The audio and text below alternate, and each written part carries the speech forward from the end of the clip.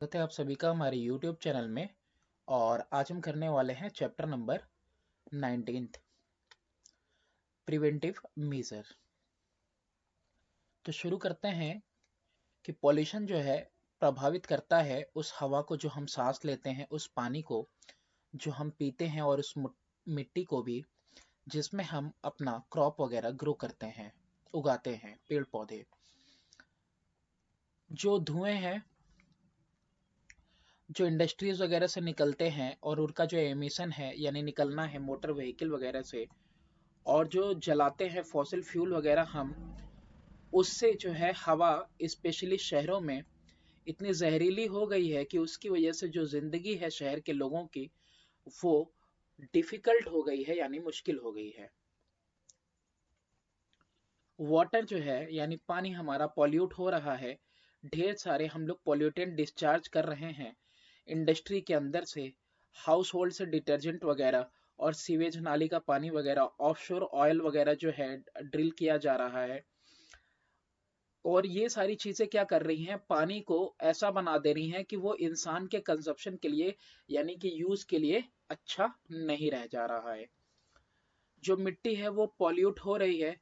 बहुत सारे effluent, effluent मतलब होता है liquid pollutant, liquid waste. Effluent का मतलब डिस्चार्ज किए जा रहे हैं केमिकल इंडस्ट्री से, पेपर इंडस्ट्री से, पल्प मिल से, टैंडरीज जहाँ पे कि चमड़े वगैरह बनाए जाते हैं, टेक्सटाइल मिल से, अर्बन यानी भीड़ भाड़ वाले कॉमर्शियल और डोमेस्टिक वेस्ट वगैरह जो निकल रहे हैं, और जो इस्तेमाल किया जा रहा है ढेर सारा केमिकल फर्टिलाइजर वगैरह और पेस्टिसाइड, इन सब से हमारी जो मिट्टी है वो भी क्या हो रही है, बहुत ज्यादा प्रभावित हो रही है, उस पर दुष्प्रभाव पड़ रहा है और वो अनफिट हो जा रही है, पॉल्यूट हो जा रही है।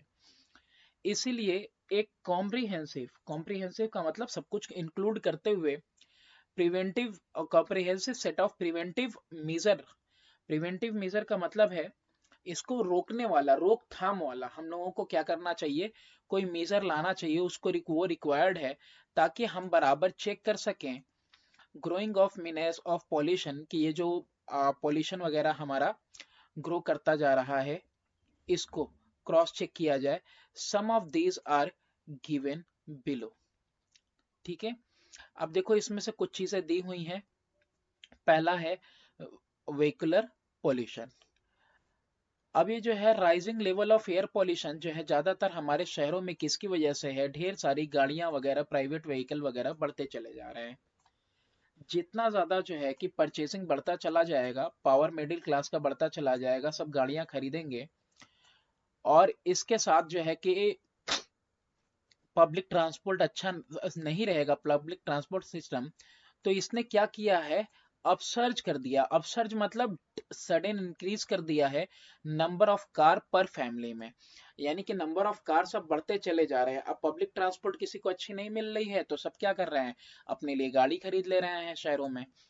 और इसके प्रभाव से हुआ क्या है, जो रोड है किसी कॉलोनी वगैरह से वो बिल्कुल क्या हो जा रहा है, चॉक्ड हो जा रहा है। चॉक्ड मतलब बंद हो जा रहा है कार वगैरह से, और उसके साइजेस वगैरह की वजह से, और जो लेन है आने जाने की वो सब ब्लॉक हो जा रही हैं, और बाई लेन भी ब्लॉक हो जा रही है। और इसकी वजह से हो क्या रहा है, बहुत सारा ट्रैफिक जाम लग जा रहा है सुबह शाम। मोस्टली हम लोग देखते हैं कि वर्किंग आवर्स में ज्यादा लग जाता है। इसके अलावा ये जो व्हीकल्स वगैरह हैं, ये जो गाड़ी मोटर हैं, ये बहुत बड़े स्रोत हैं एयर पॉल्यूशन के शहरों के अंदर। जो गाड़ी है उसमें से एमिट होता है दो जो व्हीकल के अंदर से एमिट हो रहा है, उसका दो बहुत ही निगेटिव दुष्प्रभाव है, इफेक्ट है इन्वायरमेंट के ऊपर। एक तो ये कि ग्लोबल क्लाइमेट चेंज आ रहा है, और दूसरा ये कि एयर पॉल्यूशन है, और उसका निगेटिव हेल्थ रिpercussion है। रिpercussion का मतलब होता है दुष्प्रभाव, उसका निगेटिव इम्पैक्ट है हमारे हेल्थ पे। जो क्लाइमेट में, मौसम में बदलाव आ रहा है वो किसकी वजह से है, कि ढेर सारा कार्बन डाइऑक्साइड एमिट हो रहा है, निकल रहा है। जो ग्रीन हाउस इफेक्ट है वो क्या कर रहा है, जो कार्बन डाइऑक्साइड की वजह से हो रहा है, ये सबसे इंपॉर्टेंट है ग्रीन हाउस गैसेस में से, जो एक ब्लैंकेट बना दे रहा है अर्थ के चारों तरफ, और अर्थ के टेम्परेचर को वार्म रख रहा है। और इसकी वजह से हो क्या रहा है, जो कार्बन डाइऑक्साइड का कंसंट्रेशन है अर्थ के एटमॉस्फेयर में, वो धीरे धीरे ऐड होता जा रहा है और दूसरा ब्लैंकेट बना दे रहा है जो कि वार्म कर रहा है अर्थ सरफेस को इवन मोर। मतलब यहाँ एक तो देखो आपका जो है कि ग्रीन हाउस गैसेस हैं, ऑलरेडी वो क्या करके रखे हुए हैं, ब्लैंकेट बना के रखे हुए हैं ताकि सारा हीट स्केप ना कर पाए। लेकिन इसके बावजूद अब CO2 और ज्यादा बढ़ता चला जा रहा है, जिसकी वजह से एक और ब्लैंकेट आ जा रहा है और अर्थ का जो वार्म लेवल है जरूरत से ज्यादा बढ़ता चला जा रहा है। इसके अलावा कार्बन डाइऑक्साइड जो निकल रहा है दूसरे व्हीकल के इमिशन वगैरह से, उसकी वजह से एयर पॉल्यूशन भी बढ़ता चला जा रहा है। जो गाड़ी मोटर है, व्हीकल्स हैं, वो ज्यादा जो है कि एक कार्बन मोनोऑक्साइड उत्सर्जित करते हैं और ढेर सारा जो है हाइड्रोकार्बन, नाइट्रोजन ऑक्साइड और उसके पार्टिकुलेट मतलब छोटे छोटे पार्टिकल आपको एटमॉस्फेयर में देखने को मिलेंगे मेजर अर्बन एरियाज में, बड़े बड़े भीड़ भाड़ वाले एरियाज में। नाइट्रोजन ऑक्साइड कब फॉर्म होता है, इस फॉर्म जब नाइट्रोजन ईंधन के अंदर, फ्यूल के अंदर नाइट्रोजन या फिर नाइट्रोजन और एयर का हीट हो जाता है temperature above 1200 degree Fahrenheit oxygen के प्रेजेंस में, तो क्या बनता है, नाइट्रोजन ऑक्साइड बनता है। और ये जो रिएक्शन है ज्यादातर कहाँ होता है, कार के इंजन में आजकल हो रहा है। तो नाइट्रिक ऑक्साइड जो है ये शुरुआती प्रोडक्ट है, फिर बाद में ये और ऑक्सीडाइज हो जाता है, मतलब और ऑक्सीजन ऐड हो जाता है और ये बनता है nitrogen dioxide. Nitrogen oxide combine करता है पानी के साथ भी और एक कंपोनेंट बनाता है एटमॉस्फेयर के अंदर एसिडिफिकेशन का, स्पेशली जिसको नाम है नाइट्रिक एसिड। यानी कि नाइट्रोजन ऑक्साइड जो है वाटर के साथ कंबाइन करके क्या बनाएगा, नाइट्रिक एसिड बनाता है। और इसकी वजह से ये होता क्या है, एसिड रेन आता है, एसिड रेन होता है। एसिड रेन वही जिसकी वजह से आप समझ सकते हो कि ताजमहल का कलर डिस्कलर हो गया है, काफी हानिकारक है। जो व्हीकल है उसके अंदर से जो उत्सर्जन हो रहा है वो बहुत ज्यादा एक इंडिविजुअल, बड़े पैमाने पे एक इंडिविजुअल इकलौता सोर्स है नाइट्रोजन ऑक्साइड का इंडस्ट्रियलाइज्ड कंट्रीज में, उन कंट्रीज में जहां इंडस्ट्रियलाइजेशन आगे है। तो ये इकलौता स्रोत बन जा रहा है जो ढेर सारा जो है कि नाइट्रोजन ऑक्साइड उत्सर्जित कर रहा है। Most of the big cities, बड़े बड़े शहरों में इंडिया में भी अफेक्टेड है किससे, एयर पॉल्यूशन से। और हाई लेवल जो है टोटल वो सस्पेंडेड पार्टिकुलेट का, वो किसका है, कार्बन डाइऑक्साइड का है, सल्फर डाइऑक्साइड का है, यानी इसके और नाइट्रोजन ऑक्साइड के छोटे छोटे पार्टिकल हवा के अंदर मौजूद हैं। और ये एग्जॉस्ट पॉल्यूशन जो है कहाँ से आ रहा है, व्हीकल से आ रहा है और जो है बढ़ता चला जा रहा है और सोर्स बन गया है एयर पॉल्यूशन का शहरों के अंदर। अलार्म्ड रेट पे, यानी कि बिल्कुल हानिकारक रेट पे है ये एयर पॉल्यूशन दिल्ली का। जो दिल्ली हाई कोर्ट है उसने बताया था दिल्ली को कि एक गैस चेंबर के अंदर, दिल्ली मतलब पूरा दिल्ली शहर ही जैसे कि मतलब पूरा एक गैस चैम्बर बन गया है। 2014 में WHO ने रिलीज किया था एक लिस्ट जिसमें 20 सबसे ज्यादा पॉल्यूटेड शहरों के नाम थे और 13 शहर उसमें इंडिया के हैं। देयरफॉर इंडिया के शहरों को जो है कि जरूरत है कि वो क्या करें, कंट्रोल करे, कर्ब करे, मतलब कंट्रोल करे पॉल्यूशन को सारे सोर्सेस से जो निकल रहे हैं। लेकिन जो व्हीकल यानी गाड़ियों की नीड है उसके ऊपर भी स्पेशल अटेंशन देना चाहिए, क्योंकि वो बहुत ज्यादा टॉक्सिक जहरीला धुआं उत्सर्जित कर रहे हैं हमारे ब्रीदिंग जोन के अंदर। ठीक है, वो वातावरण जिसमें हम सांस ले रहे हैं आसपास। अच्छा, जो the following measure can help to curb air pollution. अब देखो कर्ब का मतलब कंट्रोल है। निम्नलिखित यहाँ पे दिए हुए हैं बहुत सारे मेजर जिसको कि अगर हम देखें तो जिसकी वजह से जो है एयर पॉल्यूशन कम हो सकता है। सबसे पहली चीज है कार पूल्स। अब ये होता क्या है, कार पूलिंग का मतलब है कि आप अगर कहीं जा रहे हो तो आप किसी दूसरे पर्सन के साथ सेम रूट पे अगर जाना है तो आप उसके साथ क्या कर लें, कार शेयर कर लें, इसी को कहते हैं कार पूलिंग। इसका सबसे मुख्य एडवांटेज क्या है, कि ये इसकी वजह से एयर पॉल्यूशन जो है कम हो जाएगा, क्योंकि नंबर ऑफ व्हीकल कम हो जाएंगे सड़कों पे, और इसकी वजह से गाड़ियों से निकलने वाला धुआं भी अपने आप कम हो जाएगा। मतलब दो लोग हैं, अपनी अपनी कार से जाना चाहते हैं, लेकिन दोनों को अगर सेम रास्ते पे जाना है तो दोनों एक ही कार से चले जाएं। इसकी वजह से पैसा भी बचेगा, जो फ्यूल में ईंधन में खर्च होगा, और गाड़ी का मेंटेनेंस का कॉस्ट भी बच जाएगा। और इसकी वजह से पेट्रोल डीजल भी बचेगा, और फॉरेन एक्सचेंज जो हम लोग करते हैं खरीदने में इन तेल को, तो इससे देश का विकास भी होगा, ये चीजें भी बचेंगी। और इसकी वजह से ट्रैफिक भी रोड पे कम लगेगा, ट्रैफिक जैम कम लगेगा, तो हमारा तेल का खपत भी कम होगा, और जो बचेगा समय वो जो है कि हमारा समय भी बचेगा, और रोड को रिपेयर करने वाला जो कॉस्ट वगैरह है वो भी बचेगा, क्योंकि कम गाड़ियां आएंगी जाएंगी। और इसकी वजह से जो है आप आने वाले समय को आप सही काम में काम ला सकते हो, यूजफुल परसूट्स, यानी कि जो आपके पास समय बच रहा है ना, उस समय का आप सही इस्तेमाल कर सकते हो।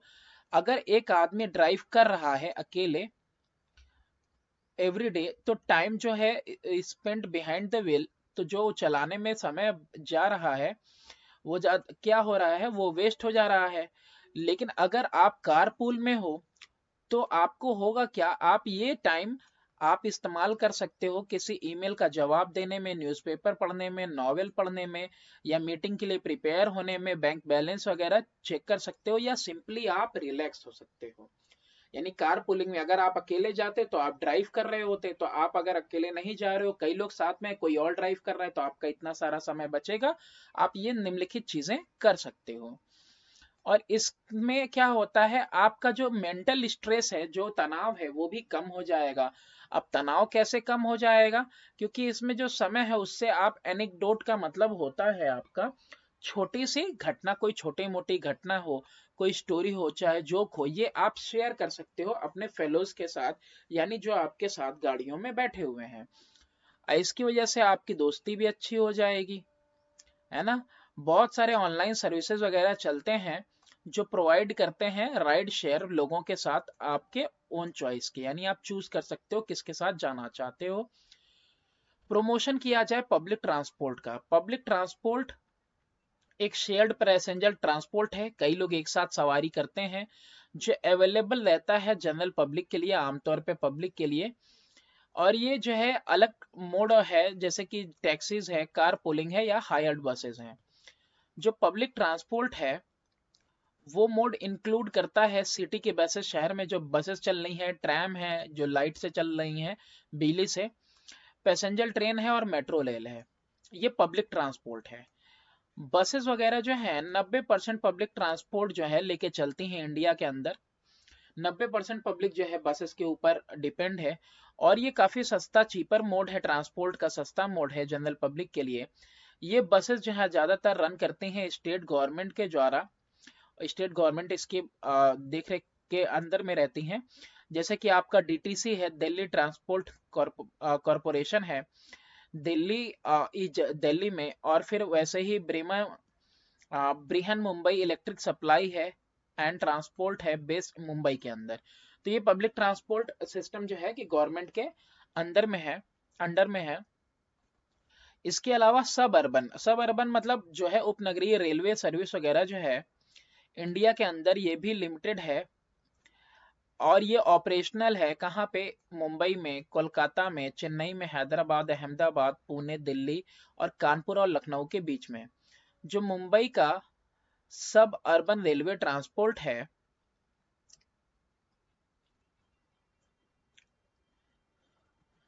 तो ये देखो करता क्या है, 6.3 मिलियन पैसेंजर डेली, जो है हाईएस्ट पैसेंजर डेंसिटी वर्ल्ड का जो है, इससे ट्रेवल कर रहा है।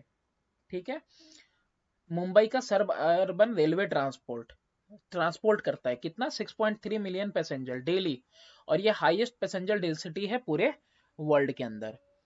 सब अर्बन ट्रेन जो है रन करती है एक सेंट्रल बिजनेस डिस्ट्रिक्ट और एक सब अर्ब और दूसरे लोकेशंस के बीच में, जो कि लेके जाती है लार्ज नंबर ऑफ पीपल को हर वो डेली बेसिस पे। ये बात कर रहा है दिल्ली मेट्रो वगैरह की, अंडरग्राउंड सब अर्बन। तो इसमें होता क्या है कि मतलब ये कनेक्टेड रहता है किसी एक मतलब बिजनेस डिस्ट्रिक्ट, बिजनेस वाला इलाका, वहां से सबर्बन तक को, और या फिर कोई दूसरे लोकेशन तक को, जहां से जो है कि ढेर सारे नंबर ऑफ पीपल को ये कैरी करता है डेली बेसिस पे। सब अर्बन ट्रेन वगैरह क्या करती है, हैंडल करती है कम्यूटर ट्रैफिक। कम्यूटर ट्रैफिक का मतलब क्या होता है? कम्यूटर ट्रैफिक का मतलब होता है कि वो भीड़ भाड़ जो काम पे आने जाते हुए लगती है या फिर काम से वापस आते हुए लगती है, तो इसको कम्यूटर ट्रैफिक बोलते हैं, जो कि mostly electric multiple units EMUs है, वो सब जो है इसको हैंडल करती हैं।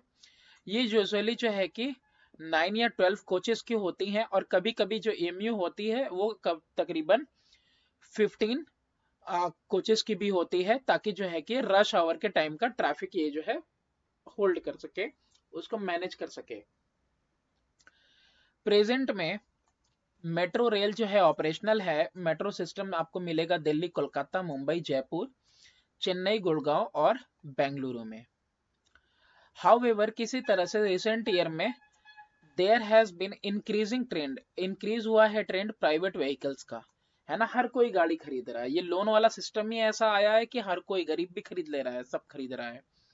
अच्छी बात भी है, लेकिन उसका इस्तेमाल भी अच्छे से हो। और इसकी वजह से जो है कि बहुत सारे व्हीकल्स वगैरह रोड पे आ गए हैं, जिसकी वजह से जो है ज्यादा व्हीकल जो है उत्सर्जित कर रहे हैं धुआं वगैरह, तो बहुत ज्यादा पॉल्यूशन भी हो रही है। तो इसके लिए अगर पब्लिक ट्रांसपोर्टेशन को ज्यादा इस्तेमाल किया जाएगा, ज्यादा बर्थ, तो ये ट्रेंड रिवर्स किया जाता है और जो दुष्प्रभाव है उससे बचा जा सकता है।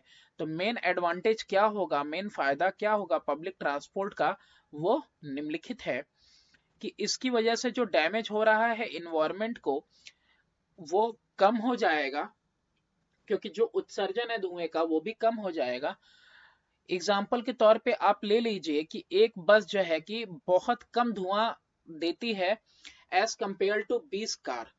आप 20 कार का धुआं देखो और एक बस का देखो, तो 20 कार के धुएं के जो है कि कंपैरिजन में एक बस जो है बहुत ही कम धुआं देती है।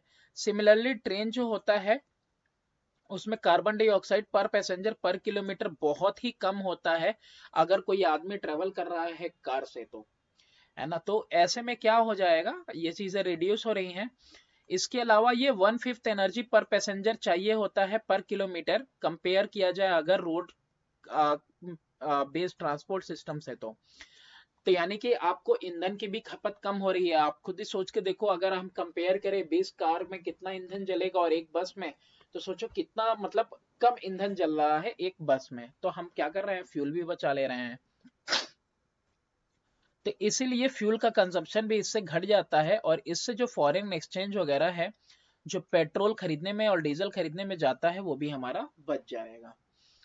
इसके अलावा बात करें तो ये जो है कि कम नॉइस प्रोड्यूस करता है, आवाज भी कम होगी, एयर पॉल्यूशन भी कम रहेगा, और ये इको फ्रेंडली ट्रांसपोर्ट सिस्टम है ना। वातावरण को प्रदूषित ज्यादा नहीं करेगा, और ये हेल्प करेगा पैसा बचाने में, और जो पैसा जाता है मेंटेन करने में पर्सनल व्हीकल को, यानी अपनी खुद की गाड़ी को मेंटेन करने में जो पैसा जाएगा वो भी बचेगा आपका।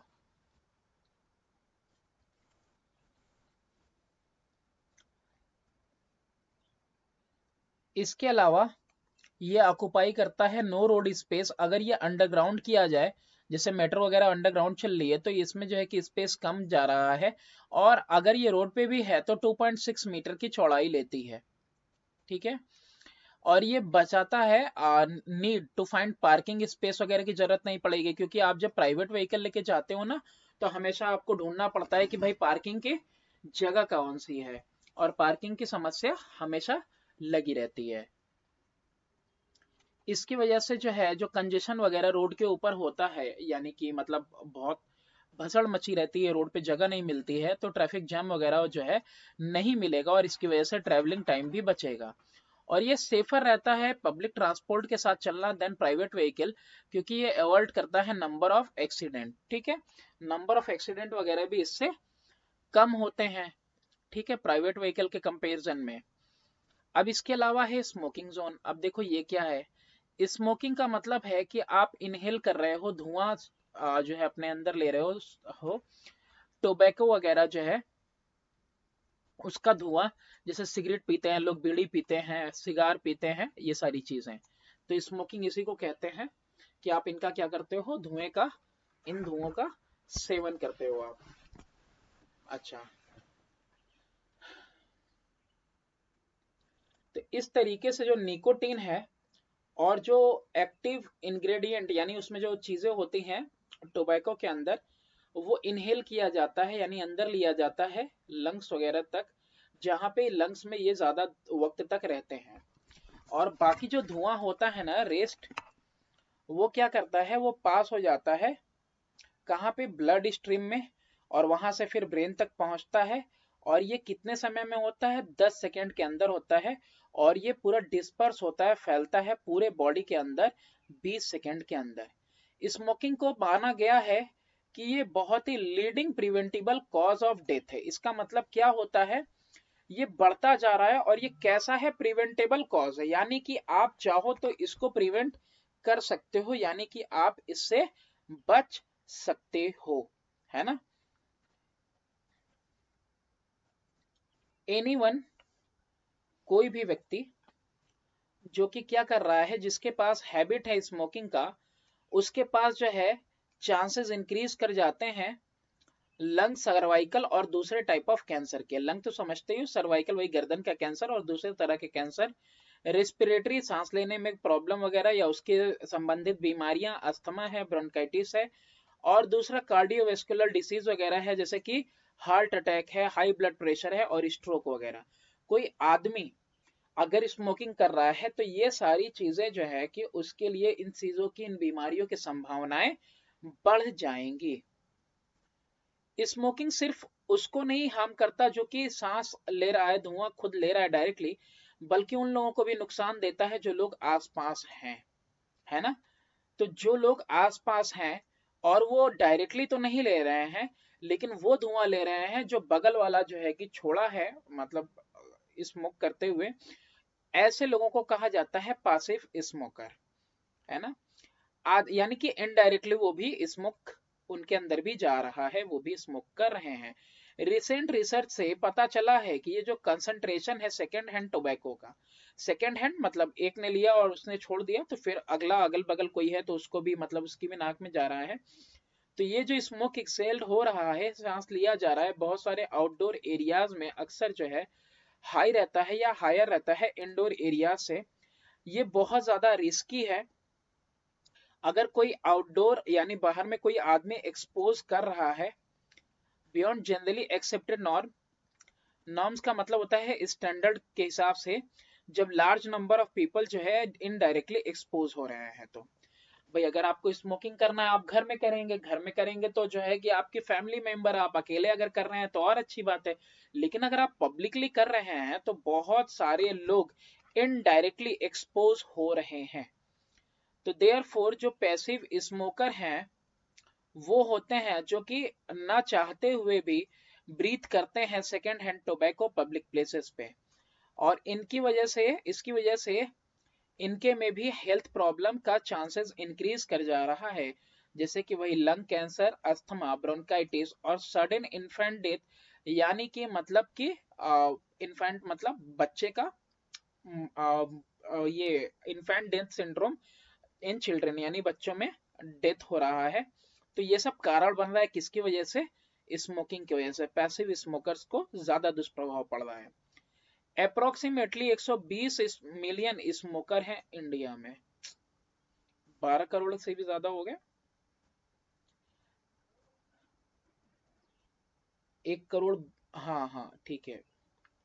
According to the World Health Organization के हिसाब से इंडिया जो है होम है 12% ऑफ द वर्ल्ड स्मोकर का। 12% पूरी दुनिया के स्मोकर इधर ही हैं। अराउंड, इसीलिए तो चाय सुट्टा बार भी खुल रहा है ढेर सारा। अराउंड 9 लाख पीपल जो है डाई करते हैं हिंदुस्तान के अंदर हर साल, किसकी वजह से, सिर्फ स्मोकिंग की वजह से। अब ये कैसा है, प्रिवेंटिव मेजर है, बचा जा सकता है इससे। तो एक mandatory specific स्टेटरी health warning cigarette packet के ऊपर इंट्रोड्यूस किया गया था 1975 के ऊपर, है ना, कि इससे आपकी जान जा सकती है, वो फेफड़े वगैरह सब फोटो वगैरह लगा हुआ था।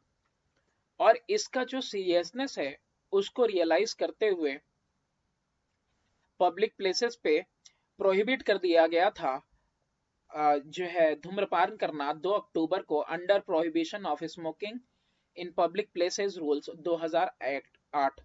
इस एक्ट के तहत जो है प्रोहिबिट कर दिया गया था, प्रतिबंध लगा दिया गया था कि कोई व्यक्ति जो है पब्लिक प्लेस पे स्मोकिंग नहीं कर सकता। स्मोकिंग जो है बैन करता पर्टेन्स टू पब्लिक प्लेसेस, इसमें इंक्लूड कर होता है क्या, कौन सी जगह है जहां पे आप पी नहीं सकते हो। तो ऑडिटोरियम है, सिनेमा है, हॉस्पिटल है, पब्लिक ट्रांसपोर्ट है, एयरक्राफ्ट है, बस है, ट्रेन है, मेट्रो, टैक्सी और रिलेटेड फैसिलिटी जैसे एयरपोर्ट है, बस स्टैंड है, रेलवे स्टेशन है, वहां पे भी आप नहीं पी सकते हो। इसके अलावा रेस्टोरेंट है, होटल है, बार है, पब है, अम्यूजमेंट सेंटर है, ऑफिस है, लाइब्रेरी है, कोल्ड रूम है, पोस्ट ऑफिस है, मार्केट है, शॉपिंग मॉल है, कैंटीन, एजुकेशनल इंस्टीट्यूशन और पार्क है। ये सारी पब्लिक प्लेसेस ऐसी हैं जहां पे आप स्मोकिंग नहीं कर सकते हैं। एक व्यक्ति जो पकड़ा जाएगा पब्लिक प्लेस में पीता हुआ सिगरेट, उसको फाइन देना पड़ेगा। तो नो स्मोकिंग जोन क्रिएट किया गया है पब्लिक प्लेसेस में, और ये एक कोशिश की गई है ताकि जो है सेव किया जाए, ना ही कि सिर्फ पैसिव स्मोकर को, मतलब जो इनडायरेक्टली कर रहे हैं, बल्कि डिस्करेज किया जाए उन लोगों को भी जो बहुत ज्यादा स्मोकिंग करते हैं। अब कोई भी व्यक्ति है नो स्मोकिंग जोन देखेगा तो जाहिर सी बात है वहां सिगरेट नहीं पिएगा, तो इससे वो क्या होगा, डिस्करेज भी होगा।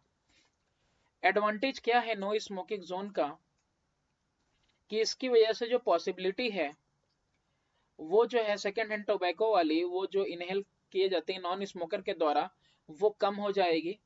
भाई कोई नहीं पिएगा आसपास तो आपको भी धुआं नहीं मिलेगा। इसकी वजह से एयर पॉल्यूशन भी कम होगा, और एरिया जहाँ पे ये प्रतिबंधित है वहां पे जो है अच्छा इंडोर क्वालिटी एयर क्वालिटी मिलेगा।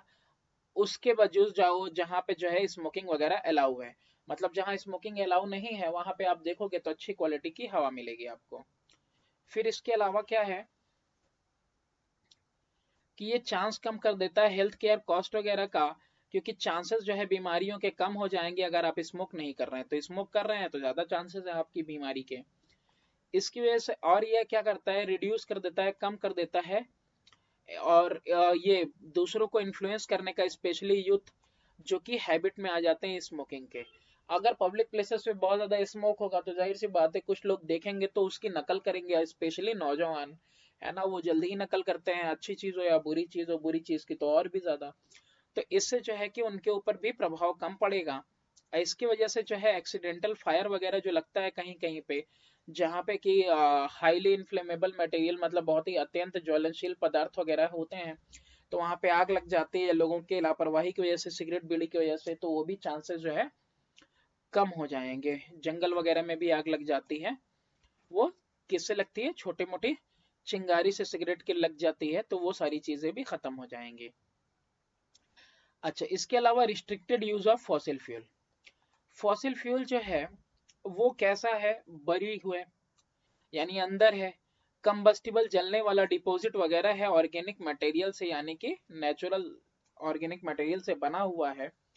और ये कैसे बना है, जब प्लांट्स वगैरह एनिमल वगैरह सड़ गल गए हैं और वो कन्वर्ट हो गए हैं किसके अंदर, कच्चे तेल के अंदर, जैसे, और इसके रिजल्ट में वो कोयला बन गए हैं, नेचुरल गैस बन गए हैं, कच्चा तेल बन गए हैं। जब वो एक्सपोज हुए हैं अर्थ के क्रस्ट में हीट और प्रेशर की वजह से, और ये सब होने में क्या लगा है, हजारों साल लगे हैं। तो ये जो ईंधन है फॉसिल फ्यूल, ये जानवरों वगैरह से, पेड़ पौधों से बना हुआ है, जब लेयर बाय लेयर ये नीचे चाहते चले गए हैं और इनको एक्सट्रीम हीट और प्रेशर बना है, तो उससे ये कच्चे तेल में जो है बदल गए हैं, कन्वर्ट हो गए हैं। तो फॉसिल फ्यूल जो है बहुत बड़ा स्रोत है एनर्जी का।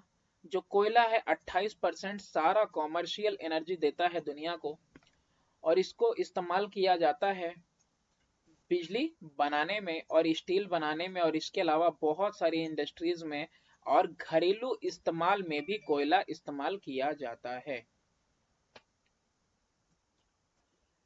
पेट्रोलियम जो है वो फर्निश करता है कितना, 40% of the commercial energy, 40% commercial energy जो है पेट्रोलियम से है दुनिया की। और ये प्रोवाइड करता है ज़्यादातर एनर्जी यूज्ड फॉर किसके लिए, ट्रांसपोर्टेशन के लिए। हीट करता है बहुत सारे हजारों घर को भी। नेचुरल गैस जो है 20% जो है कॉमर्शियल एनर्जी का हिस्सा है, इस्तेमाल किया जाता है दुनिया में। और इसको भी इस्तेमाल किया जाता है हीट करने के लिए घर को, और खाना बनाने के लिए, और इंडस्ट्री वगैरह में।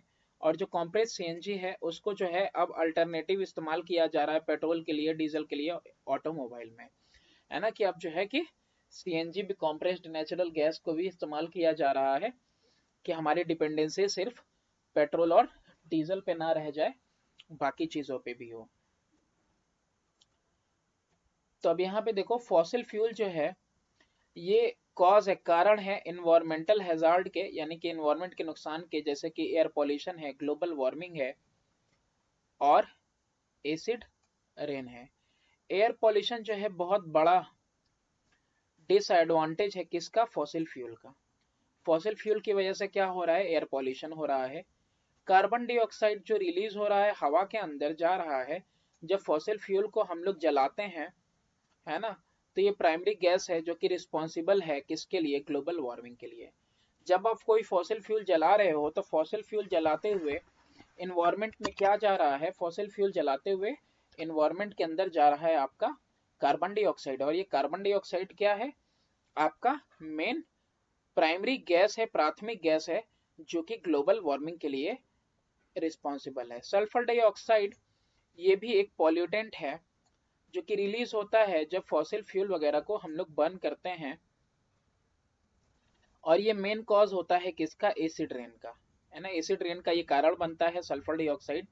एसिड रेन की वजह से जो है डिस्ट्रक्शन आता है, बर्बाद होता है मॉन्यूमेंट वगैरह जो मार्बल के बने हुए हैं, और ये क्रॉप वगैरह को भी खराब कर देता है, क्योंकि इसमें एसिडिफिकेशन होता है लूम्स का। पॉल्यूशन जो है एयर का, जो व्हीकल से, कोयले से, और पावर प्लांट से निकलता होता है, उसकी वजह से जो है बहुत ही सीरियस, यानी हानिकारक हेल्थ हैजार्ड होते हैं, हानिकारक दुष्प्रभाव वो होता है हेल्थ के ऊपर। और इसकी वजह से जो है डिसीज होता है, जैसे कि अस्थमा है, क्रोनिक ऑब्स्ट्रक्टिव पल्मोनरी डिसऑर्डर होता है, सीओपीडी, और लंग कैंसर भी होता है। ज्यादा वक्त तक अगर आप एक्सपोज रहते हो, यानी कि पॉल्यूशन में ज्यादा वक्त तक आप रहते हो, तो रेस्पिरेटरी इन्फेक्शन भी होता है, सांस लेने वाला इन्फेक्शन हो जाएगा जनरल पॉपुलेशन में। जो बच्चे हैं और जो बड़े हैं वो ज्यादा वल्नरेबल होते हैं, यानी कि उनको ज्यादा दिक्कत होगी इससे, to fine particulate matter. Fine particulate matter मतलब बहुत ही छोटे छोटे जो पार्टिकुलेट होते हैं, छोटे छोटे माइन्यूट पार्टिकल होते हैं। और दूसरे एयरबॉर्न टॉक्सिकेंट, यानी कि हवा के अंदर जो है टॉक्सिकेंट है, जहरीले हैं पार्टिकल्स वगैरह, उनकी वजह से। ट्रांसपोर्टेशन जो होता है क्रूड ऑयल का सी के थ्रू, उसकी वजह से ऑयल स्पिल वगैरह कभी हो जाता है, तो उसकी वजह से जो है कि एक्वेटिक लाइफ, एक्वेटिक यानी पानी में रहने वाली मछलियों की ही नहीं, सिर्फ मतलब जो भी जीवन पानी के अंदर है वो बर्बाद हो जाता है। क्योंकि वहां पे होता क्या है, ऑयल स्पिल की वजह से ऑक्सीजन का जो कंटेंट होता है पानी के अंदर वो कम हो जाता है ऑयल स्पिल की वजह से। तो ऐसे में उनकी भी दुर्दशा हो जाती है। फॉसिल फ्यूल जो होता है ये नॉन रिन्यूएबल सोर्स है। नॉन रिन्यूएबल का मतलब दोबारा आसानी से पाया नहीं जा सकता है, नॉन रिन्यूएबल एनर्जी है। और as a result of growing demand, धीरे धीरे जो है डिमांड रोज का रोज बढ़ता ही चला जा रहा है फॉसिल फ्यूल का। तो ये जो फॉसिल फ्यूल हैं बहुत तेजी के साथ खत्म हो रहे हैं, और 1 लाख गुना टाइम्स फास्टर हो रहे हैं जिस तरीके से ये बन रहे हैं। मतलब ये बन रहे हैं बहुत ही स्लो रेट से, और हम लोग इसको इस्तेमाल कर रहे हैं 1 लाख गुना फास्टर रेट से। तो प्रेजेंट में जो रेट है इसके यूजेस का, जो कोल रिजर्व माना गया है कि ये ज्यादा से ज्यादा 200 साल तक चलेगा, उसके बाद नहीं। सिमिलरली प्रेजेंट रेट के हिसाब से जो दुनिया का कच्चा तेल है वो भी जो है अगले 50 सालों में ही, आने वाले 50 सालों में ही खत्म हो जाने वाला है। ये रिसोर्सेज जो है दोबारा बन नहीं पाएंगे, क्योंकि इनको बनने में हजारों साल लगे हैं। इसीलिए ये बहुत जरूरी है कि हम अपना डिपेंडेंसी, यानी निर्भरता जो इनके ऊपर है उसको छोड़ें, और एक्सप्लोर करें, एक्सप्लॉइट करें ढेर सारा दूसरा पोटेंशियल और दूसरी शक्तियों का हम लोग दूसरी शक्तियां खोजे, दूसरे ईंधन वगैरह हम लोग खोजे, इसका अल्टरनेटिव रिसोर्स खोजे, जैसे कि सोलर एनर्जी है, टाइडल एनर्जी है, विंड एनर्जी है, जियोथर्मल यानी कि पृथ्वी के वो इंटरनल में जो एनर्जी है मोल्टेन लावा वगैरह वाली उसको, और बायोमास बेस्ड एनर्जी, इन सब का जो है हम लोग इस्तेमाल करें और इसके ऊपर अपनी डिपेंडेंसी बढ़ाएं। ये सिर्फ ना ही रिन्यूएबल सोर्सेज ऑफ एनर्जी हैं, बल्कि और रिन्यूएबल सोर्सेज ऑफ एनर्जी हैं, साथ ही साथ इन्वायरमेंटली फ्रेंडली भी हैं और सेफ टू यूज हैं। यानी कि सोलर एनर्जी देखो, इससे वातावरण पे कोई नुकसान नहीं होगा, विंड एनर्जी से वातावरण पे कोई नुकसान नहीं होगा, तो इनके ऊपर हमको अपना क्या करना चाहिए, डिपेंडेंसी बढ़ानी चाहिए। अब इसके बाद है हमारा सेविंग एनर्जी। अब देखो सेविंग एनर्जी में क्या है,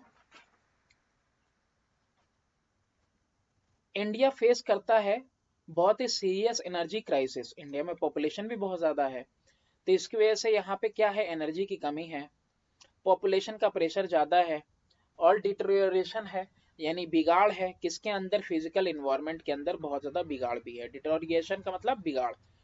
टुडे, आज जो फॉसिल फ्यूल है ये मेन सोर्स है एनर्जी का अर्बन एरियाज में, है ना, भीड़ भाड़ वाला इलाका, अर्बन एरिया, शहरी इलाका। फॉसिल फ्यूल जैसे कि कोल है, पेट्रोलियम है, एटसेट्रा, ये सब इस्तेमाल किया जा रहा अलार्मिंग रेट पे। अलार्मिंग रेट का मतलब है कि बहुत ज्यादा तेजी से, बिना सावधानी के, अगर ये फ्यूल वगैरह कंटिन्यू होते रहे, इसी तरीके से इस्तेमाल होते रहे, तो वो जो है कि आने वाले समय में जो है बचेंगे ही नहीं। हाइड्रो इलेक्ट्रिक पावर जो है यूज किया जाता है अर्बन एरिया के अंदर, और ये एक क्लीन फ्यूल है, but at the source of जहाँ पे इसका प्रोडक्शन होता है, बड़ा बड़ा डैम बनाया जाता है हाइड्रो इलेक्ट्रिक पावर के लिए, है ना, डैम से बिजली हम लोग जो है कि उत्सर्जित करते हैं। इसकी वजह से बहुत सारा दूसरा इन्वायरमेंटल प्रॉब्लम भी होता है। पानी रोक के जो हम लोग डैम वगैरह बनाते हैं और बिजली प्रोड्यूस करते हैं, तो उसकी वजह से इन्वायरमेंटल पे दूसरे प्रभाव भी पड़ते हैं। अर्बन एरिया में एनर्जी रिसोर्सेज जो है यूज किया जाता है सबसे मैक्सिमम, और इसको केयर भी नहीं किया जाता कि क्या हो रहा है। वाइल द रूरल एरियाज में क्या होता है, उनके पास ज्यादा एनर्जी का स्रोत नहीं रहता है, ना ही सप्लाई रहती है। अब गांव में देखो उतनी बिजली आती नहीं, इसीलिए लोग जो है कि फ्रिज कूलर टीवी सब खरीदते नहीं है ज्यादा, है ना। शहर में क्या है, बिजली है तो भाई गीजर खरीद लिया, हीटर खरीद लिया, बहुत सारे इलेक्ट्रिसिटी से चलने वाले ढेर सारे इक्विपमेंट वगैरह खरीद लिए। कुछ गांव में जो है, सम ऑफ द विलेज, वो क्या करते हैं, हाइड्रो इलेक्ट्रिक पावर जो है का इस्तेमाल करते हैं लाइट के लिए, पंप करने के लिए पानी जो है ट्यूबवेल वगैरह से। हाउएवर, ऐसा जो सप्लाई होता है रेगुलर नहीं होता है, और सारे रूरल एरियाज में, गांव के इलाकों में ये चीजें जो है कि हैं भी नहीं, है ना, हाइड्रो इलेक्ट्रिक पावर की। डिस्पाइट इसके अलावा जो अर्बनाइजेशन है, वहां पे 74% जो है कि इंडिया जो है रिसाइड करती है। 74% पॉपुलेशन यानी आबादी कहाँ रहती है, 74% आबादी आपकी जो है कहाँ रह रही है, शहर में रह रही है। और जो विलेजेस है स्टिल जो है कि ट्रेडिशनल पुराने फ्यूल वगैरह की तरफ ही रहते हैं, अपना एनर्जी वगैरह की जो आवश्यकताएं हैं उसको पूरा करने के लिए। तो देखोगे गांव वाले अक्सर लकड़ियां वगैरह भी करते हैं। तो देखो कुछ ऐसे मेजर्स हैं जिसकी वजह से जो है, अगर आप फॉलो करोगे तो आप जो है कि एनर्जी सेव कर सकते हो। जैसे जाड़े का दिन है तो आप एक्स्ट्रा ब्लैंकेट और स्वेटर पहन लो, रूम हीटर इस्तेमाल करने के बजाय। रूम हीटर इस्तेमाल करोगे बहुत ज्यादा क्या होगा, एनर्जी वेस्ट होगा। तो आप क्या कर सकते हो, एक स्वेटर या एक कंबल ज्यादा ले लो। उसी तरीके से गर्मियों के मौसम में आप हल्के कपड़े पहनो, कॉटन के कपड़े पहनो, जिसकी वजह से एयर कंडीशनिंग का कॉस्ट वगैरह जो है आपका बच जाए। ये नहीं कि वो बहुत ज्यादा क्या लग रही है, गर्मी लग रही है तो हमको भाई एसी चला दो। तो मेक श्योर, ये श्योर रखो कि जो हाउसेज वगैरह है, घर वगैरह है, इंसुलेटेड हो, है ना। इंसुलेटेड मतलब ना बाहर की हवा अंदर ज्यादा है, ना अंदर की हवा ज्यादा बाहर जाए। अगर हीट किया जाए या कूल किया जाए तो विंडोज वगैरह जो है कि उसको खुला ना छोड़ा जाए। शेड वगैरह, छांव वगैरह जो है कि, है ना, रेस किया जाए विंटर दिनों में, और उनको कम कर दिया जाए समर के सीजन में। सील कर देना चाहिए सारे लीक वगैरह जो भी हैं, यानी खुला हुआ जो है ब्लॉक कर देना चाहिए विंडोज और डोर्स वगैरह जो है कि वेदर स्ट्रिप टेप से, मौसम का जो टेप आता है उससे। और इंस्टॉल कर देना चाहिए आपको ब्लाइंड्स वगैरह to reduce outside heat transfer. Blinds वगैरह क्या होते हैं, वो जो आपका वो होता है ना, पट्टियों से बना हुआ जो खिड़की होता है उसको आप ब्लॉक वगैरह कर दो, उससे खिड़की वगैरह बंद कर दो अच्छे से। और आप यूज करोगे अगर एनर्जी स्टार लेबल प्रोडक्ट के ऊपर जो लिखा रहता है, इक्विपमेंट वगैरह कोई चीज भी मशीनरी आइटम वगैरह लेते हो उस पे अगर एनर्जी स्टार बना हुआ है, तो ये क्या करता है, ये रिड्यूस करता है आपका इलेक्ट्रिसिटी बिल 30%, और इलेक्ट्रिक लाइटनिंग चार्जेस वगैरह 40% तक जो है कि कम हो जाते हैं, और इसकी वजह से पॉल्यूशन भी कम होता है। ठीक है, तो जैसे कि यहाँ पे आता है ना, आजकल के फ्रिज आ रहे हैं और वॉशिंग मशीन वगैरह सारे इक्विपमेंट आ रहे हैं 3 स्टार रेटेड, 5 स्टार रेटेड, तो ये स्टार रेटेड वाली बात कर रहा है, वो स्टार रेटेड चीजें आप इस्तेमाल करो। लो फ्लो शोअर हेड का आपको इस्तेमाल करना चाहिए, जिससे वाटर का कंजप्शन जो है कि कम हो जाए और एनर्जी जो इस्तेमाल हो रही है वाटर को हीट करने में वो भी कम लगे। आपको टर्न ऑफ कर देना चाहिए सारा इक्विपमेंट गैजेट वगैरह जो भी बिजली से चल रहा है, अनप्लग कर देना चाहिए सारी मशीनरी आइटम वगैरह जब कोई चीज यूज में नहीं है। रिप्लेस करना चाहिए लाइट फिक्सचर वगैरह एनर्जी कंज्यूमिंग सीएफएल बल्ब वगैरह ट्यूब वगैरह से। और आप जो है कि ये जो पहले जो बल्ब चलते थे 110 वाट के 100 वाट वाले, तो उन सबको हटा के आप सीएफएल वगैरह लाओ, जिसकी वजह से 75% एनर्जी जो है वो कम हो जाए, क्योंकि जो गर्म करने वाले बल्ब है ना, इनकैंडेसेंट बल्ब वगैरह, वो ज्यादा एनर्जी लेते थे। तो सीएफएल वगैरह क्या करता है, आपका पैसा बचाता है, कम एनर्जी लेता है, और बल्ब चेंज करने का भी दिक्कत ज्यादा नहीं पड़ता है, और कम ग्रीन हाउस गैस का इमिशन होता है। एलईडी लाइट जो है बिल्कुल अलग होता है, वो गर्म होने वाले बल्ब से और साथ में वो रोशनी करने वाले फ्लोरेसेंट लाइटिंग वगैरह से अलग तरीकों में, क्योंकि ये जो आपका एलईडी बल्ब वगैरह होता है ज्यादा इफिशियंट है, ज्यादा क्षमता वाला है, ज्यादा समय चलेगा। इसके अलावा ये वर्सेटाइल है, इसके अंदर बहुत सारे गुण होते हैं और लॉन्ग लास्टिंग लंबे समय तक चलता है। आपको भट्टियां वगैरह चेक करनी चाहिए, एयर कंडीशनर देखना चाहिए, चेक करना चाहिए, और हीट पंप फिल्टर वगैरह रेगुलरली देखना चाहिए, क्लीन करना चाहिए। इनको आप क्लीन करके रखोगे तो होगा क्या कि हीटिंग वेंटिलेशन और एयर कंडीशनिंग इक्विपमेंट को तो ये लंबे समय तक चलेंगे, और जो कॉस्ट वगैरह है इनको सही करने में जाएगा, तो वो सबसे आप बच सकते हो और इनकी क्वालिटी अच्छी बनी रहेगी। आप अपने घर का बाहरी और ये अंदर का जो दीवार वगैरह है लाइट कलर से जो है पेंट करवाइए, ताकि ज्यादा लाइट रिफ्लेक्टेड हो। पेंट करवाना है खिड़की के कोनों वगैरह को जहाँ पे कि लाइट ज्यादा रिफ्लेक्ट हो रही है, अंदर को आ रही है। और दिन के मौसम में जो है कि ओपन कर देना है ब्लाइंड्स को। ब्लाइंड्स हमने बताया ना, ब्लाइंड्स क्या होते हैं, वो पट्टे वाली खिड़कियां है ना, खुल जाती हैं, बंद हो जाती हैं, ताकि नेचुरल लाइट जो है आपके घर के अंदर आ सके, तो बल्ब वगैरह का यूज नहीं करना पड़ेगा। डबल साइड करो आप कॉपियर पे, यानी फोटो स्टेट वाला जो पन्ना है उसके दोनों साइड पे आप प्रिंट आउट करो, है ना, सिंगल पेपर पे। इलेक्ट्रॉनिक मेल का ज्यादा से ज्यादा इस्तेमाल करो, तो इसकी वजह से जो है कि बहुत ही एक important considerable amount of energy आप बचा सकते हो, और नेचुरल रिसोर्सेज यानी जो प्राकृतिक स्रोत हैं उनको भी बचा सकते हो। 1 टन जो है वेस्ट पेपर का सेव करता है enough energy to power an average home for 6 month, 6 महीने तक घरों को जितना एनर्जी आप दे सकते हो उतना एनर्जी ये सेव करेगा। तो आप सोच ही सकते हैं। ट्रांसपोर्ट सिस्टम जो है आप इस्तेमाल करो, वो भी पब्लिक वाला, और साथ में कारपूल वगैरह, इसकी वजह से जो है कि एनर्जी का कॉस्ट बचेगा, और जो गाड़ी की जो उम्र है वो भी बढ़ती चली जाएगी, यानी कि गाड़ी की उम्र ज्यादा रहेगी, ज्यादा जल्दी खराब नहीं होगा। अब इन सब के बाद हम लोग आते हैं ऑर्गेनिक फार्मिंग की तरफ, कि ऑर्गेनिक फार्मिंग जो है एक होलिस्टिक सिस्टम है फार्मिंग का। होलिस्टिक का मतलब क्या माना गया है, एक पवित्र सिस्टम है किसका, खेती बाड़ी का। और ये प्राथमिक है कि एम किया जाए कल which is primarily aimed at cultivating the land और रेजिंग क्रॉप इन सच ए वे। मतलब इसका मतलब ये है कि आप कल्टीवेट करेंगे और इस तरीके से जो है कि आप अपना पेड़ पौधा लगाएंगे, सो एज टू कीप, क्या करेंगे आप, मिट्टी को जिंदा रखना है और अच्छे हेल्थ में रखना है। और ये अच्छे हेल्थ में कैसे रहेगा, जब ऑर्गेनिक वेस्ट का आप इस्तेमाल करेंगे, प्राकृतिक वेस्ट का, जैसे कि क्रॉप का वेस्ट हो, एनिमल का वेस्ट हो, फार्म से निकला हुआ वेस्ट हो, या फिर एक्वेटिक पानी में रहने वाले जीव जंतुओं से हुआ वेस्ट हो। और दूसरा बायोलॉजिकल मटेरियल वगैरह जो कि बेनिफिशियल होता है माइक्रोब के लिए। माइक्रोब का मतलब होता है वो कीड़े मकोड़े जो मिट्टी के अंदर रहते हैं, है ना, बायो फर्टिलाइजर वगैरह, ताकि जो ये क्या करें, रिलीज करें सारा का सारा न्यूट्रिएंट क्रॉप को अच्छे से, जिसकी वजह से अच्छे से सस्टेनेबल प्रोडक्शन हो, है ना, और इको फ्रेंडली जो है पॉल्यूशन फ्री इन्वायरमेंट बना रहे। ठीक है, तो होलिस्टिक में क्या क्या है, ये पवित्र तरीके से सब कुछ करना है। पवित्र तरीके में मतलब इस तरीके से आपको मिट्टी वगैरह से लेके सब कुछ इस्तेमाल करना है कि कुछ भी आपको खराब नहीं होने देना है,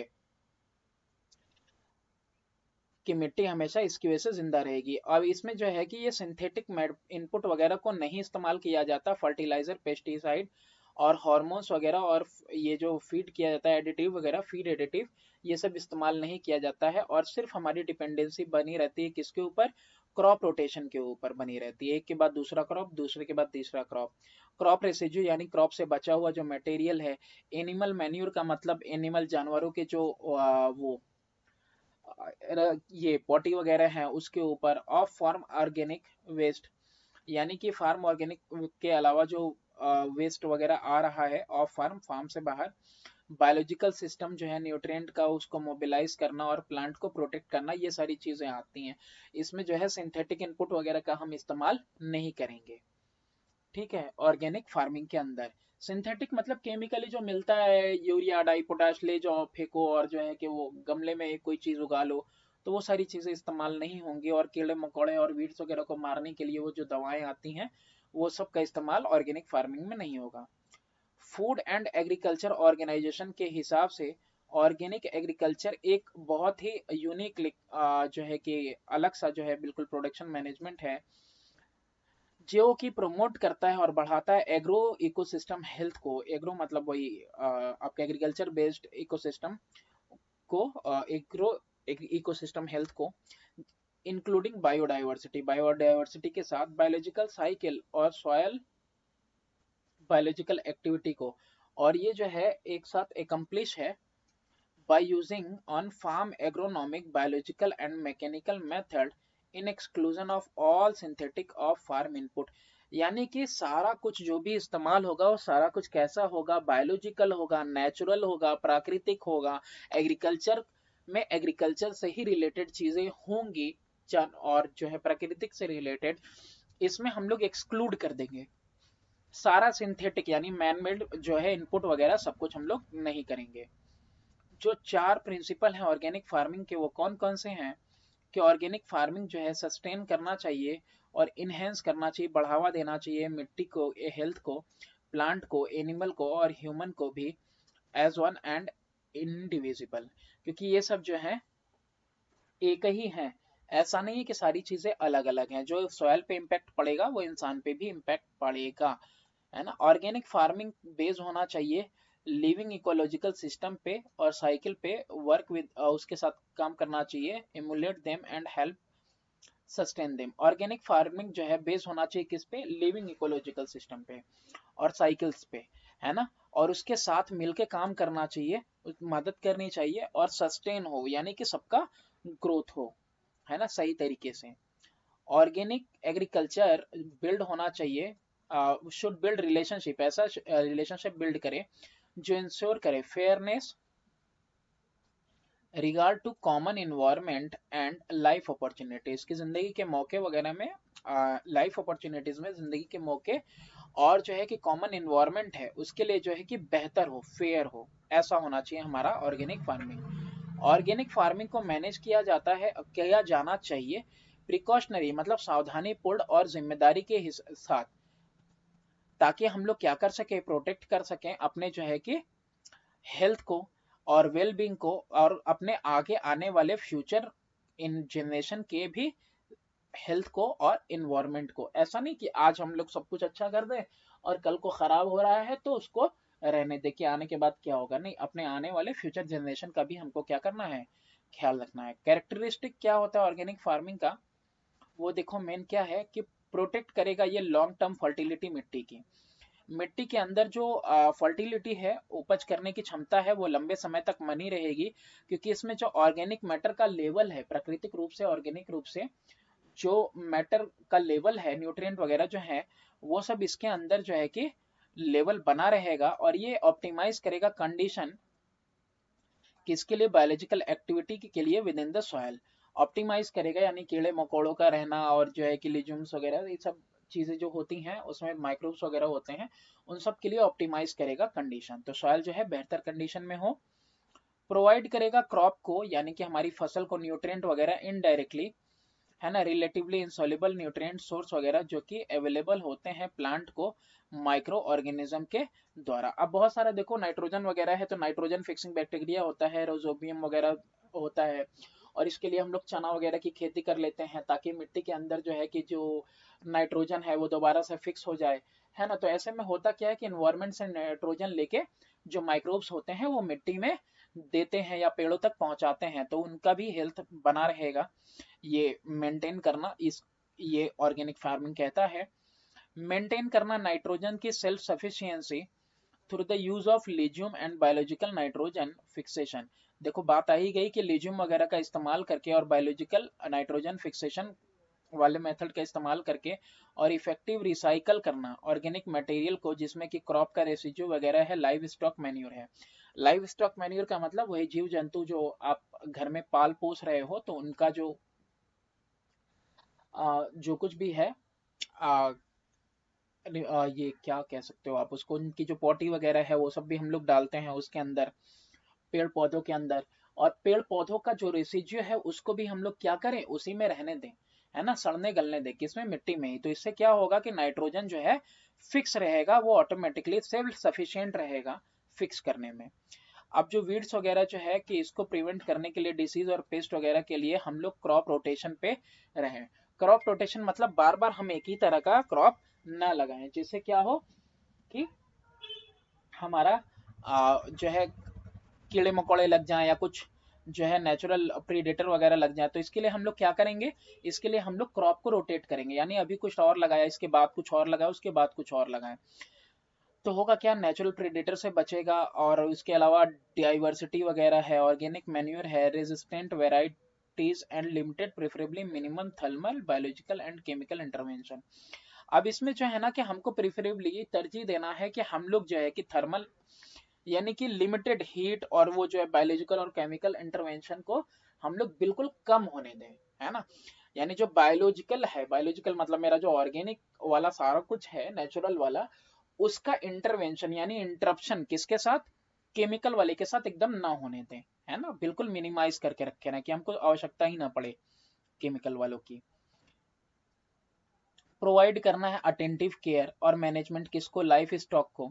लाइफ स्टॉक यानी जो जीव जंतु हैं जिनको हम पाल पोस रहे हैं, जैसे कैटल वगैरह हो गया।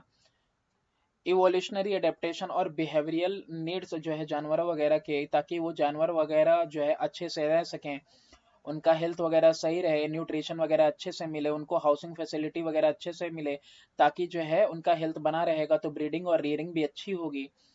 केयरफुल अटेंशन देना है उन सारे प्रभाव को जो कि फार्मिंग सिस्टम से होगा पूरे इन्वायरमेंट के ऊपर, और जो है कंजर्वेशन किया जाए वाइल्ड लाइफ का और नेचुरल हैबिटेट का। ठीक है, कंजर्व करना है वाइल्ड लाइफ को भी और नेचुरल हैबिटेट को भी।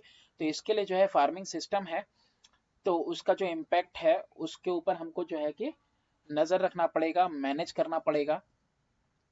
इसका इंपॉर्टेंस क्या है ऑर्गेनिक फार्मिंग का, कि ये बहुत ही इंपॉर्टेंट कैरेक्टरिस्टिक है ऑर्गेनिक फार्मिंग का, वो आपको देखने को मिल रहा है नीचे, कि ऑर्गेनिक फार्मिंग जो है प्रमोट करता है इस्तेमाल किसका, इस्तेमाल क्रॉप रोटेशन का और कवर क्रॉप का, और इनकरेज करता है बैलेंस होस्ट प्रीडेटर रिलेशनशिप। ठीक है, तो इससे जो होस्ट या प्रीडेटर वाला जो रिलेशनशिप होता है बैलेंस हो जाता है। क्यों, क्योंकि देखो अगर एक ही क्रॉप बार बार उगाओगे आप, तो हो सकता है कि वो ज्यादा समय तक प्रीडेटर या फिर कह सकते हो कि कोई कीड़े मकोड़े ज्यादा लगे। अब आप क्रॉप रोटेट कर दोगे तो एक पार्टिकुलर टाइप के कीड़े मकोड़े एक पर्टिकुलर क्रॉप में ही लगते हैं, तो ऐसे उनका संबंध टूट जाएगा। ऑर्गेनिक रिसिड्यू और न्यूट्रिएंट वगैरह जो मिल रहे होते हैं फार्म में, वो रिसाइकल हो जाते हैं, दोबारा वापस में मिट्टी में चले जाते हैं। कवर क्रॉप और जो कंपोस्ट होता है मैन्योर, ये सब इस्तेमाल किया जाता है सॉइल के ऑर्गेनिक मैटर और वो फर्टिलिटी को बनाए रखने के लिए। अब देखो सॉइल के अंदर जो ऑर्गेनिक मैटर वगैरह है ना, इसके लिए जो है क्रॉप का ही बचा हुआ जो हिस्सा वगैरह है उसको डाल दिया जाए, या काउस का डंग वगैरह से लेके सब कुछ आप क्या कर सकते हो उसमें डाल सकते हो, जिसकी वजह से उसका नाइट्रोजन फिक्सेशन वाला सफिशियंसी बना रहेगा। प्रिवेंटिव इंसेक्ट और डिसीज वगैरह कंट्रोल मेथड को इस्तेमाल किया जाना चाहिए, किया जाता है, जिसमें कि क्रॉप रोटेशन है। वही जो बताया मैंने कि पर्टिकुलर क्रॉप ही पर्टिकुलर क्रॉप पे ही पर्टिकुलर बैक्टीरिया वगैरह इंसेक्ट लगते हैं, तो इससे जो है कि इम्प्रूव होता है जेनेटिक और रेजिस्टेंट वेराइटीज। अब इंटीग्रेटेड पेस्ट यानी मिला जुला पेस्ट इंटीग्रेटेड, और जो वीड मैनेजमेंट है ये करना चाहिए, ताकि सॉयल का कंजर्वेशन सिस्टम, और सॉयल कंजर्वेशन सिस्टम जो है वैल्यूएबल टूल्स होते हैं ऑन एन ऑर्गेनिक फार्म। अब यहाँ पे कह रहा है कि इंटीग्रेटेड है ना, इंटीग्रेटेड मतलब जुड़ा हुआ पेस्ट और वीड मैनेजमेंट करना चाहिए। और जो सॉयल कंजर्वेशन सिस्टम है ये सब क्या है, वैल्यूएबल टूल है, किसके लिए, ऑर्गेनिक फार्मिंग के लिए। तो ऑर्गेनिक फार्मिंग में कुल मिला जुला के आप देख सकते हो कि इसमें क्या है कि इंटरवेंशन वगैरह केमिकल वगैरह का नहीं होने देना है। इसके अलावा जो रेसिड्यू वगैरह है जानवरों से मिल रहा है, और या फिर जो है कि आपका पेड़ पौधों का बचा हुआ जो पार्ट है वो सारी चीजें हम डालेंगे, है ना, क्रॉप रोटेशन वगैरह। आई होप ये चैप्टर आपको समझ में आया होगा, और चैप्टर पढ़ने से क्वेश्चन आंसर करना ज़्यादा आसान हो जाता है, और ये फ्यूचर में भी आपके लिए काम आएगा। तो प्लीज़ क्वेश्चन आंसर पे डिपेंडेंसी रखें, लेकिन चैप्टर ज़रूर पढ़ें। Thanks for watching, do subscribe and share my